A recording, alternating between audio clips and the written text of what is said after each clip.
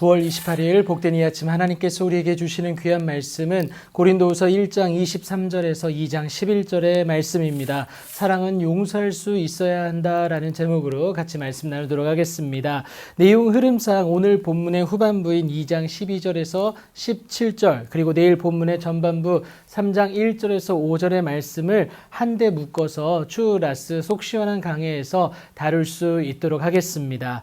자, 바울의 사도성에 대한 비난하는 목소리가 고린도 교회 가운데 적잖이 흘러나오기 시작합니다. 얼른 가서 그 목소리를 여러분 잠재워야 되지 않겠습니까? 하지만 바울은요, 자신에게 대항하는 목소리를 적대자로 규정하지는 않습니다. 인간의 합리적 사고를 내려놓고요, 하나님이 원하시는 것이 무엇인지를 구하기 시작하죠. 원래 계획대로라면요, 고린도 교회 가는 게 맞습니다. 이것이 1장 15절에서 16절에 나와 있어요. 하지만 그 계획을 포기하는데 내가 다시 고린도로 가지 아니하는 것은 너희를 아끼려 함이기 때문이다 라고 말을 하고 있습니다. 바울은요, 자신이 고린도에 가지 않는 것이 그들에게 더 유익할 것이라고 판단했기 때문에 그렇습니다. 모든 상황에서 나보다 남의 유익을 구하는 모습이 그에게 있었다라는 것을 여러분 기억하시기 바랍니다. 만약 고려하지 않고요, 고린도에 가면 우려되는 것이 하나 있었어요. 그것은 무엇이었느냐? 고린도 성도들의 믿음을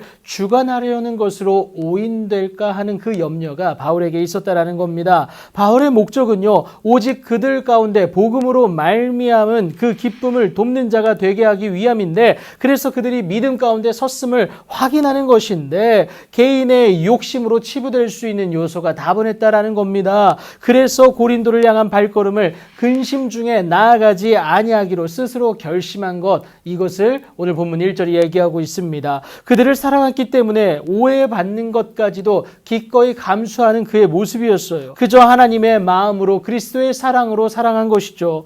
대신에 고린도 성도를 향하여서 이같이 쓴 것은 이라고 말하면서 편지를 통해 그의 마음을 전하는 것을 우리가 바라볼 수가 있습니다. 고린도 성도들에게 근심이 아니라 모두에게 기쁨이 되기 위하여서 이 편지를 쓴다는 것을 우리가 알 수 있는데요. 고린도 교회 안에는요, 그 공동체를 근심하게 하는 자가 있었던 것 같습니다. 바울은 어느 정도라고는 표현하지만 이는 너무 지나치게 말하지 아니하기 위한 그의 표현적 수단이었음을 우리가 엿볼 수가 있습니다. 바울의 지목이 오히려 그를 무너뜨리는 데 작용되면 안 되었기 때문에 그래요. 근심하게 앉아도 결국 우리가 사랑해야 될 하나님의 자녀 아니겠습니까? 그래서 바울은 그가 많은 사람에게서 벌 받는 것이 마땅하지만 차라리 그를 용서하고 위로할 것을 공동체에 요구하고 있습니다. 그가 너무 많은 근심에 잠길까 두렵기 때문에 그런데요, 그 또한 하나님의 형상을 닮은 하나님의 자녀임을 잊지 말아야 된다라는 겁니다. 그래서 오히려 그를 향하여 사랑을 나타내라고 권면하고 있지 않습니까?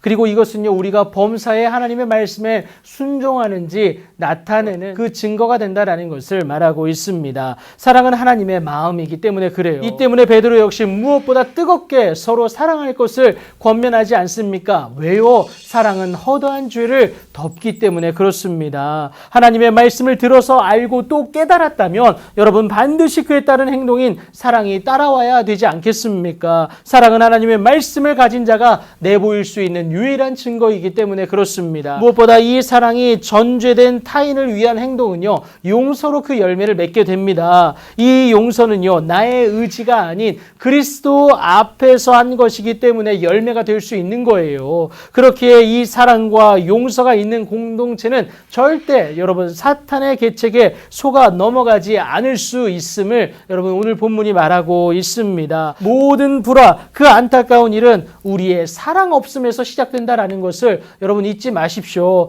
오늘 여러분 앞에 어떤 문제가 있습니까? 문제마다 그 원인은 다양하지만요, 결국 해결책은 단 하나, 여러분 그리스도를 통해 보이신 하나님의 마음인 사랑을 가지면 그 모든 것은 해결되어집니다. 여러분 참 어려운 시기 아닙니까? 이 어려운 시기일수록 원인을 따지는 것보다, 책임을 따지는 것보다 모든 것을 사랑으로 덮고 어떻게 이겨낼 것인지를 고민할 때에 하나님의 놀라운 은혜와 능력은 저와 여러분의 공동체 가운데 날로 넘쳐나게 될 줄 믿습니다. 오늘 그 사랑을 가지고, 그 용서를 가지고 하나님의 귀하고 복된 그 첫걸음을 살아내시는 그 신호탄을 갖게 되는 여러분들의 귀하고 복된 오늘이 되길 예수님의 이름으로 축복합니다.